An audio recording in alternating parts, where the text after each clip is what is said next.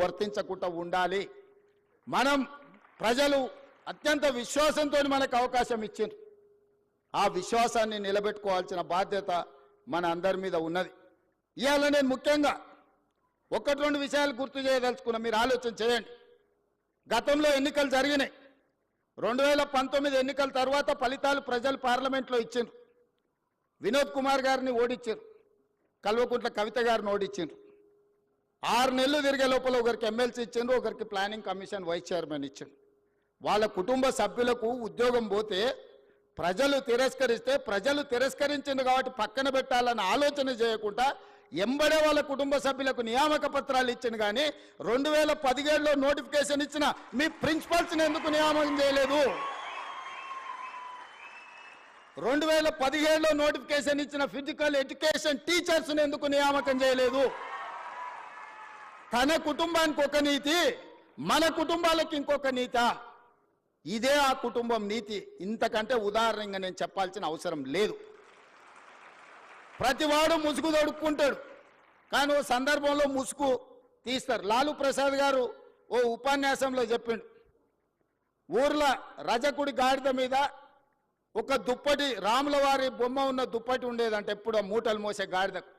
అది ఊర్లో ఎవరు చేనులో మేయడానికి పోయినా అక్కడ ఆ చేను వాళ్ళు కొట్టకపోను చూడంగానే దండం పెట్టేదని.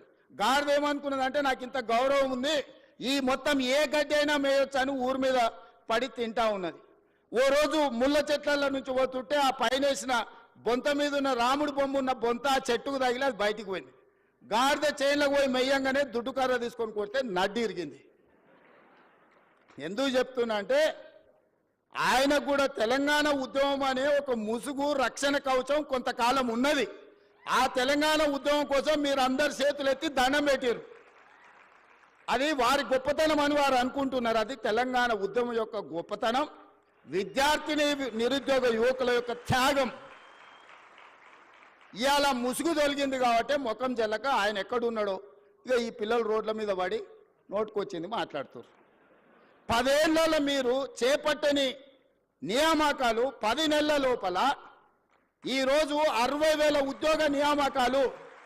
రేపు 9 తారీఖు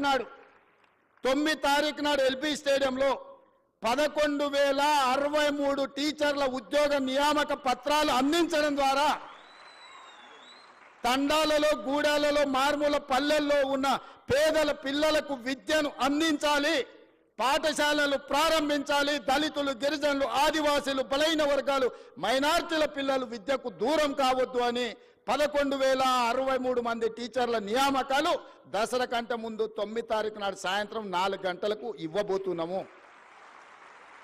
ఇది మా చిత్తశుద్ధి, ఇది మా బాధ్యత.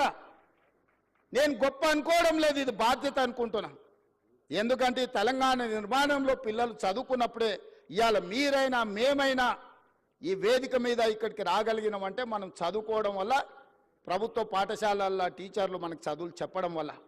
90% ఇక్కడికి వచ్చిన వాళ్ళు గవర్నమెంట్ స్కూల్లో చదువుకున్న వాళ్ళే నాకు తెలిసినంత వరకు.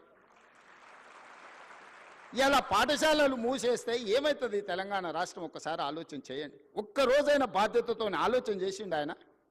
ఒక్కరోజైనా అసెంబ్లీలో చర్చ జరిగిందా? ఈ ప్రభుత్వం వచ్చినాక తెలంగాణ అసెంబ్లీలో చర్చలు మీరు చూస్తున్నారు కదా, బాజాబ్తా చర్చ పెడుతున్నాం కదా, మాకేం దాపరికం ఉంది? ఇవాళ మీరు ఇంజనీర్లు చాలా వరకు మున్సిపల్ కార్పొరేషన్లో కూడా మీరు చేయబోతున్నారు. మీ చేతుల మీద ఒక అద్భుతం జరగబోతుంది. రీజనల్ రింగ్ రోడ్, 360 కిలోమీటర్ల రీజనల్ రింగ్ రోడ్ మీ చేతుల మీద నిర్మాణం కాబోతుంది. రేడియల్ రోడ్స్ మీ చేతుల మీద నిర్మాణం కాబోతున్నాయి. ఫ్యూచర్ సిటీ ఎయిర్పోర్ట్కు కూతవేటు దూరంలో ఫ్యూచర్ సిటీ, ఫార్మర్ సిటీ నిర్మాణం కాబోతుంది. మీ చేతుల మీద మూసీ రివర్ డెవలప్మెంట్ ఫ్రంట్ ఎవరు అడ్డం వచ్చినా నిర్మించి 55 కిలోమీటర్ల మూసీ రివర్ డెవలప్మెంట్ ఫ్రంట్ మీ చేతుల మీదుగా నిర్మించి ప్రపంచానికి ఆదర్శంగా నిలబెడతాం. లండన్లో హడ్సన్ రివర్ ఉంటుంది, అదే లండన్లో థేమ్ రివర్ ఉంటుంది, అమెరికాలో హడ్సన్